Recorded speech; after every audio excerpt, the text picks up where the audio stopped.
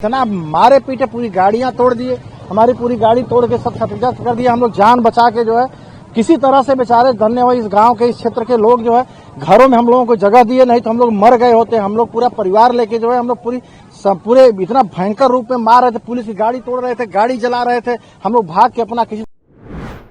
उत्तर प्रदेश के प्रयागराज में हाल ही में दंगा हुआ है और इसमें नाम आया है चंद्रशेखर आजाद रावण का। चंद्रशेखर आजाद रावण की पार्टी के कार्यकर्ताओं का।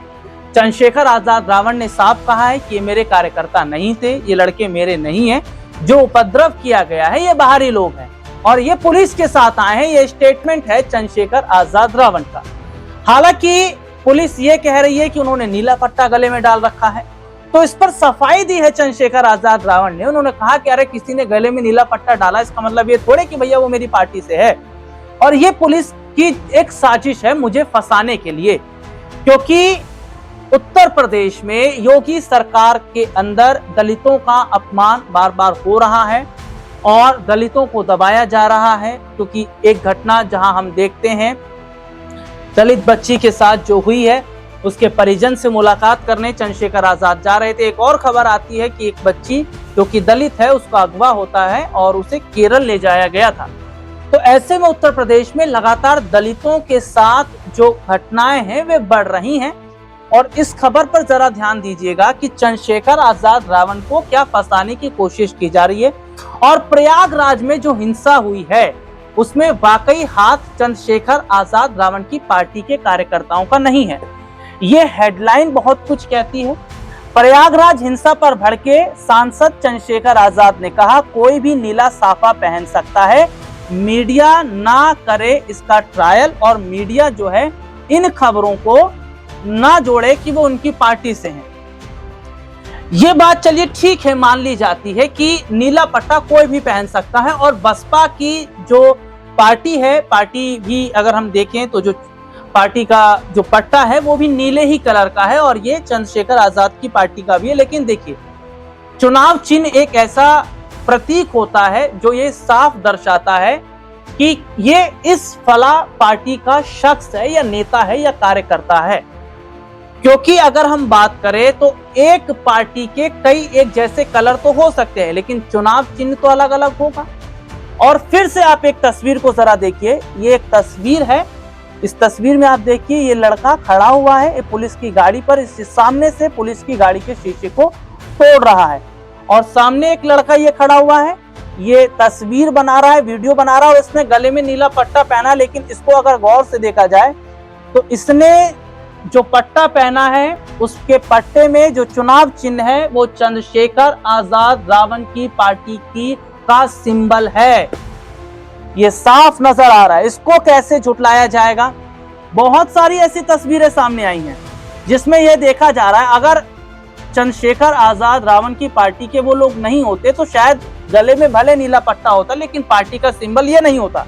चंद्रशेखर आजाद रावण ने देखिए क्या कहा। चंद्रशेखर आजाद रावण फिलहाल ये भी कह रहे हैं कि उन्हें फंसाने की कोशिश की जा रही है और बेवजह अगर उन्हें फंसाया गया तो शुरुआत प्रदेश की राजधानी लखनऊ से होगी और लखनऊ से जो आंदोलन होगा उसके जो चिंगारी उठेगी उत्तर प्रदेश में उसके जिम्मेदार योगी आदित्यनाथ जो प्रदेश के सीएम हैं उनकी होगी। और यहाँ पर बसपा सुप्रीमो मायावती भी अब क्या दलित के मुद्दे पर यहाँ सड़कों पर उतरती नजर आएगी। बड़ी खबर को देखिए, नगीना सांसद चंद्रशेखर आजाद ने कहा बिना किसी जांच के सिर्फ नीला साफा देकर लोगों को भीम आर्मी से जोड़ना अनुचित है। उन्होंने मीडिया को लेकर भी बयान दिया है। प्रयागराज में तोड़फोड़ की घटना को लेकर चंद्रशेखर ने पत्रकारों से बातचीत की। कोई भी नीला साफा पहन सकता है, मीडिया बिना सबूत के फैसला सुना देता है और कमजोर वर्ग को बदनाम कर देता है। यह मीडिया का ब्राह्मणवादी चरित्र है जो बार बार समाज के दबे कुचले लोगों को झूठे आरोप में फंसा देता है। उन्होंने हिंसा में शामिल लोगों को अपना समर्थक मानने से इनकार कर दिया। भीड़ में कोई भी उपद्रवी शामिल हो सकता है, किस आधार पर आपने मान लिया कि वे मेरे कार्यकर्ता थे। पुलिस को निष्पक्ष जांच करनी चाहिए लेकिन किसी निर्दोष को परेशान नहीं करना चाहिए।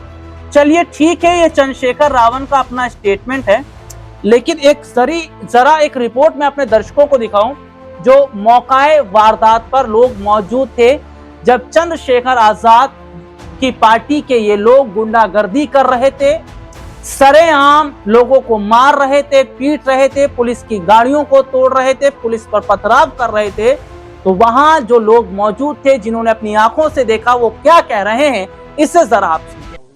भाई साहब, हम लोग अचानक प्रयागराज गए थे और रहने वाले मिर्जापुर के हैं। इधर डामलगंज के पास अपना गांव है, तो हम लोग आना जाना यही रास्ता है। हम लोग प्रयागराज अपने कार्य से गए थे, लौट रहे थे, रास्ते में यहाँ पे आए तो देखे तो यहाँ पे जो है कुछ पब्लिक जो है यहाँ पे चक्का जाम किए थे लोग। हाईवे पूरा जाम था। हम लोग गाड़ी लगा के गाड़ी में बैठे थे, तब तक ये भीम आर्मी का झंडा, अम्बेडकर जी का जो झंडा पूरा लगा के, पूरा बैनर लगा के, चंद्रशेखर रावण की जय, चंद्रशेखर रावण की जय, यही सब कर रहे थे। अचानक पब्लिक जो है उग्र हुई। वो भीड़ में जो है इतना मारे पीटे, पूरी गाड़ियां तोड़ दिए, हमारी पूरी गाड़ी तोड़ के सब क्षतिग्रस्त कर दिया। हम लोग जान बचा के जो है किसी तरह से बेचारे धन्य हुए। इस गांव के, इस क्षेत्र के लोग जो है घरों में हम लोगों को जगह दिए, नहीं तो हम लोग मर गए होते। हम लोग पूरा परिवार लेके जो है हम लोग पूरे इतना भयंकर रूप में मार रहे थे। पुलिस की गाड़ी तोड़ रहे थे, गाड़ी जला रहे थे। हम लोग भाग के अपना किसी तरह से जान, हम लोग गाड़ियों में जो सामान रखा गया था वो सब लूट ले गए, सब उठा ले गया। प्रशासन को भी हाँ, प्रशासन को, हम लोग के सामने प्रशासन को मार रहे थे यहाँ पे, क्योंकि थाने से फोर्स कम थी, 8-10 की संख्या में फोर्स इतनी बुरी तरह से मार रहे थे। सब फोर्स भी बेचारे जो है भागने का प्रयास किए, नहीं सब मर जाते यहाँ पे। बहुत भयंकर होता है। इसका पूरा आरोपी चंद्रशेखर रावण है। और ऐसे लोगों के खिलाफ, इस महाराज जी की सरकार में ऐसे घोर अपराधियों के खिलाफ जबरदस्त कार्रवाई होनी चाहिए। हाईवे को जाम करना, इस तरह से दुर्व्यवहार करना, ये तो इस सरकार में संभव नहीं था। हम लोग के सामने इतनी बड़ी घटना हुई, हम लोग ये सोचे नहीं थे कि इतनी बड़ी घटना हो। हम अरुण सिंह मेरा नाम है, हम रहने वाले मिर्जापुर के हैं। समाज तो ये देखा आपने, ये उन लोगों का बयान है जिन्होंने अपनी आंखों से ये तमाम चीजें देखी। अब क्या चंद्रशेखर इन्हें झुठला सकते हैं? हालांकि ये देखा जा रहा है कि चंद्रशेखर आजाद रावण का कहना है कि शुरुआत हमारी तरफ से नहीं हुई है। अगर हमें सही तरीके से जाने दिया गया होता, उस बच्ची के परिजन से मुलाकात करने दिया गया होता, तो ये सब ना होता। लेकिन सरकार ने ऊपर से आदेश दे दिया और पुलिस बेचारे उनके अंडर में काम कर रही है और पुलिस को ऐसा हमें रोकना पड़ा, उन्हें हाउस अरेस्ट कर लिया गया। तो क्या इसमें सरकार की गलती है? और अगर सरकार की गलती है तो क्या जिस बच्ची के साथ में दुष्कर्म हुआ है उसके परिजन का पूरी तरीके से मदद, या उसको जितना भी अगर कहा जाए मुआवजा है, या जिन आरोपियों ने ऐसे किया है उनके खिलाफ सख्त कदम नहीं उठाना चाहिए? और क्या वाकई ये भी सही है कि अगर चंद्रशेखर आजाद रावण नहीं आएंगे या बसपा सुप्रीमो मायावती दलितों की आवाज नहीं उठाएगी, तो आखिरकार कौन उठाएगा? क्योंकि योगी सरकार में तो हम ये उम्मीद कर नहीं सकते, क्योंकि जब संसद में बाबा साहब भीमराव अम्बेडकर का अपमान अमित शाह करते हैं तो फिर कुछ भी भारतीय जनता पार्टी कर सकती है। इस खबर पर क्या राय है आपकी? कमेंट करके जरूर बताइए। इतना ही, मुझे इजाजत दीजिए। नमस्कार।